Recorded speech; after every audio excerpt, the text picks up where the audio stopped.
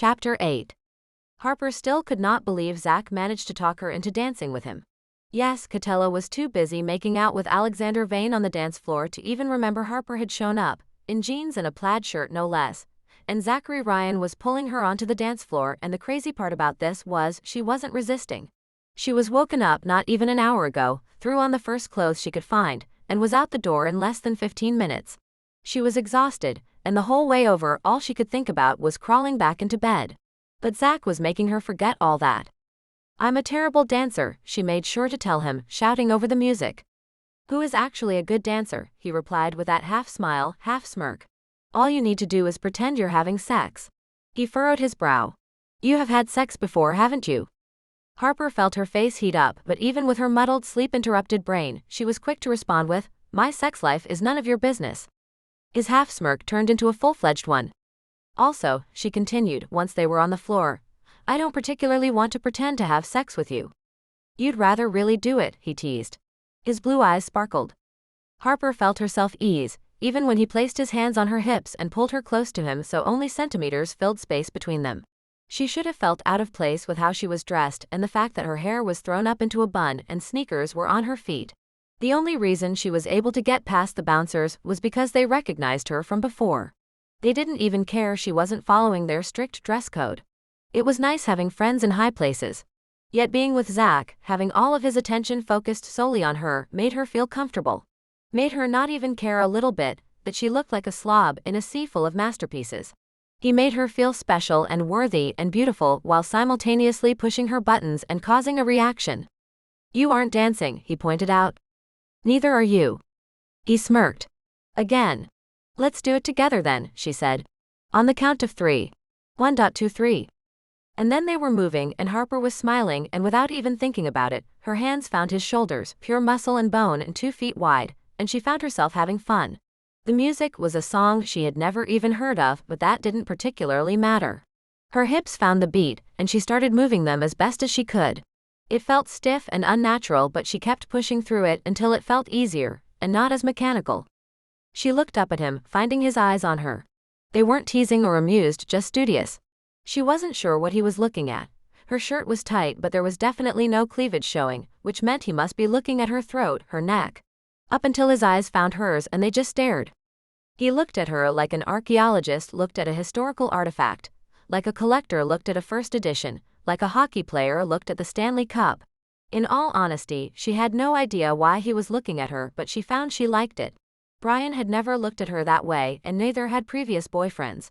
To be honest, she didn't know men really looked at women this way, originally thinking it was just another phony component added to romance in television and books to cause impossible expectations in partners.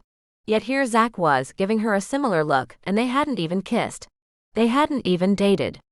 "I like the color of your eyes," he said over the music. "I've never seen a green like yours before." Harper hadn't expected a compliment, especially not from Zachary Ryan. He came off cocky and arrogant, potentially charming and standoffish. Not nice. Not sweet. She wasn't quite sure how to react, so she spun around, flipping her hair over her shoulder so it would cover the redness currently invading her cheeks. She shouted a quick thanks, though for a minute she considered pretending she hadn't heard him. That wouldn't have worked, however. Not when she was looking into his eyes when he said so. She kept moving her hips to the music. She felt less stupid now that she realized no one but Zach was looking at her.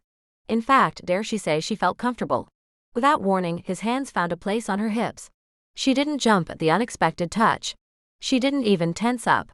He pushed her hips back and forth, controlling her pace, and she felt her lips curl up into a grin. She liked this. This was actually fun. His head came down by her face, and the tip of his chin practically grazed her shoulder.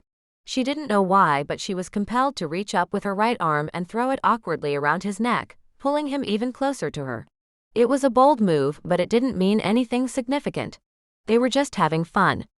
A holler pierced the air, and Harper realized Catella and Vane were dancing nearby. Catella, as tipsy as she was, knew how to keep in time with the music, no problem. She gave Harper an air high five and then a thumbs up. Harper couldn't help but laugh and shake her head. "What's this?" Zach asked, his voice tickling her ear. She lost a grip on her breathing, and she held what little breath she had in her throat as his low, soft voice invaded her space in the best kind of way. "Are you actually having fun?" She laughed. Yeah. She nodded, and wasn't even ashamed or too stubborn to admit it. Because she was. His grip tightened on her waist and he pulled her even closer to him, which she didn't mind. Which she found she liked. His hands managed to find a sliver of flesh, the in-between of her jeans and her shirt, and he placed his palms flat on that flesh and her insides jumped to attention under his touch. She liked when he touched her. She wondered if he felt anything when he touched her. Her fingers started playing with his hair, his head turned a fraction so his lips were pressed to the column of her throat, her eyes rolled back and she pushed back against him. What the fuck are you doing? Harper's eyes sprung open and her body immediately filled with tension. She knew that voice. Somehow, her eyes found the voice immediately. She didn't even have to look for him to verify it. There was Brian, standing in a collared shirt and blue jeans. She had no idea why he was here.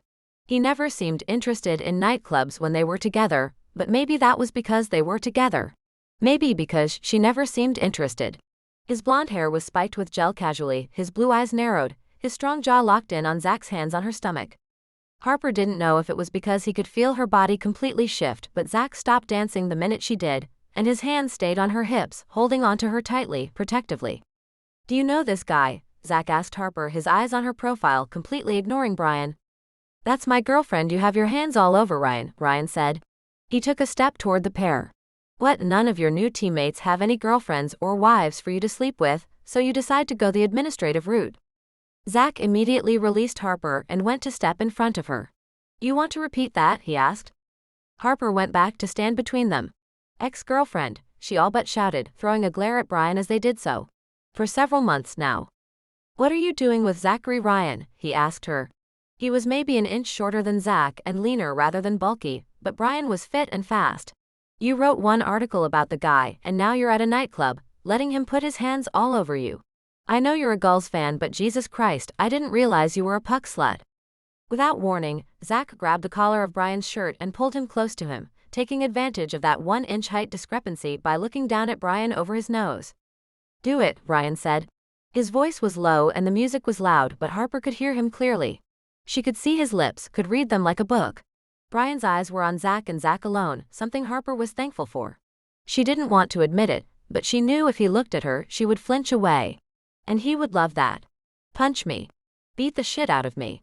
See what happens. Harper held her breath. She knew Zach wanted to do it. She didn't have to know him well to see that his anger and frustration was written plain as day on his face. In fact, his crystal blue eyes were dancing with furious flames that caused the irises to sharpen. His knuckles were white as he gripped Brian's shirt tight, and even though Harper knew he had a good hold on Brian, that Brian wasn't too heavy for him, Zach's hands still shook with pent-up rage. She wasn't sure if it was because of her, or if it was because of the blatant disrespect Brian had for him. Either way, it was enough to provoke Zach into starting something with him, which might have been exactly what Brian wanted. She knew she had to do something lest Zach actually do something he would later regret. Sure, he might not regret the action, but he would regret the consequences. There was no reason for it to turn ugly, and possibly risk Zach's career. Not only that, but he needed his hands to play hockey, and she couldn't let him risk his career over Brian. Brian was nowhere near as important as that. Hey. Harper placed her hand on Zach's arm. She couldn't help but notice the bulge of his bicep stretch out the sleeve of his shirt, and how rock hard it felt underneath her touch, and gently squeezed, hoping to get his attention. People were starting to look and whisper. It would be worse if they started pulling out their phones and taking pictures. God forbid, a video of Zach beating Brian up went viral. Hey. It's okay. Let's go. It is not okay, Zach said, keeping his eyes on Brian. His grip did not loosen. He is not allowed to talk to you like that, especially in front of me. What, you think you're her boyfriend now? Brian asked with a sneer. Zach growled and Harper immediately squeezed his arm tighter. Zach, let's go, she said. He's not worth it. He's not worth it. She didn't seem to be getting through to him. She had to up her game. As such, she stood on her toes and leaned toward his ear and whispered, please. Take me home. She could see the minute he broke. Without warning, he dropped Brian to the floor. If I ever see you around her again without her permission, I'll make you regret the day you met her, he said. He threw his eyes at Harper, still angry, still burning. Find Catella and Xander. We're going. Harper swallowed and nodded. She didn't even notice Brian slink out of the club.